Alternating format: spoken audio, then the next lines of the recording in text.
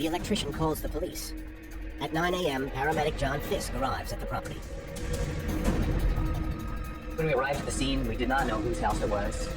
We were directed by the police officer up around the garage. I was probably the first one to arrive at the door. We could see a body laying inside with a gun evident in his lap. I don't believe we could tell whether it had just happened if he could still be alive. I told the police officer we needed to get in there right away, indicating to him that I hoped he would perform some forcible entry. He felt that they needed to wait for a supervisor. We felt we didn't have the time.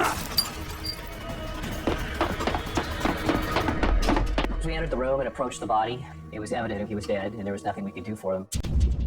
It would appear that he had been sitting on the floor with his legs out, a shotgun between his legs, and activated the trigger, perhaps with his thumb or something. The wound was in his mouth, and an exit wound to the back left side of his head.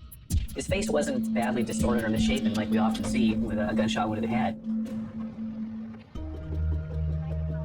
We are working on a presumptive identification, but until we confirm and notify the family, we will not release the name. The French doors were locked from the outside, so I kicked the door in, and a pane of glass actually, and reached in and opened the door, and then we walked in to check the patient. It was a fairly barren room, and he was lying probably 2/3, 3/4 of the way down the room, slightly to the right, sort of like the center of the floor, off to one side a little bit, laying on his back, head to the left side, and there was what looked to be a shotgun kind of in his lap.